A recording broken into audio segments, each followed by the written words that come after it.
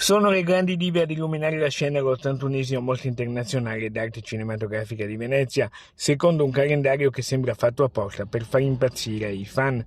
Oggi è la giornata di Nicole Kidman, arrivata al Lido, mentre ieri sera splendido tappeto rosso per Angelina Jolie e Cate Blanchett, che si sono concesse in modo generoso ai fan in visibilio lungo le transenne.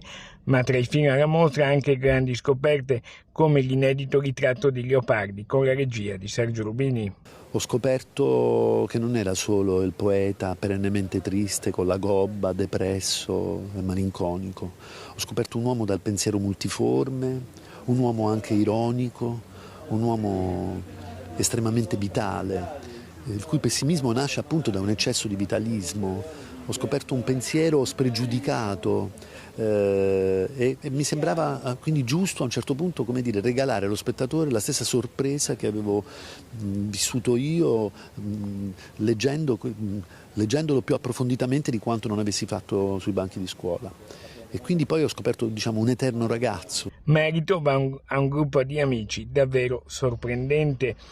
E domani è la giornata anche del primo film italiano in concorso, Campo di battaglia di Gianni Amelio. Questo lavoro che è nato ormai un anno fa, quando l'abbiamo finito? L'abbiamo finito a marzo, non lo so, è partito da un po' di tempo.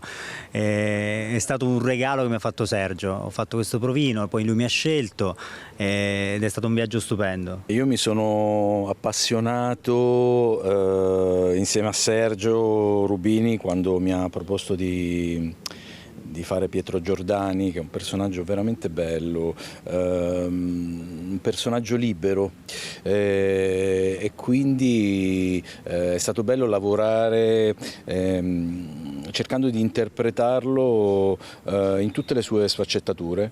Qual è secondo te l'attualità del messaggio di Giacomo Leopardi? Oddio, domandona. L'hai appena fatta a scuola, eh? Lei è appena No, diplomata. non è una giustificazione questa. Posso giustificarmi? No, devo rispondere. L'attualità del messaggio di Giacomo Leopardi, ma per come posso interpretarlo io, forse proprio la sua analisi della concezione umana. Ma in realtà ciò che mi ha colpito di più di lavorare a questo progetto è stato scoprire la vitalità del poeta e del personaggio che è Leopardi, quindi forse l'attualità è proprio scoprire questa vitalità segreta. Ciao Antenna 3! Ciao Antenna 3!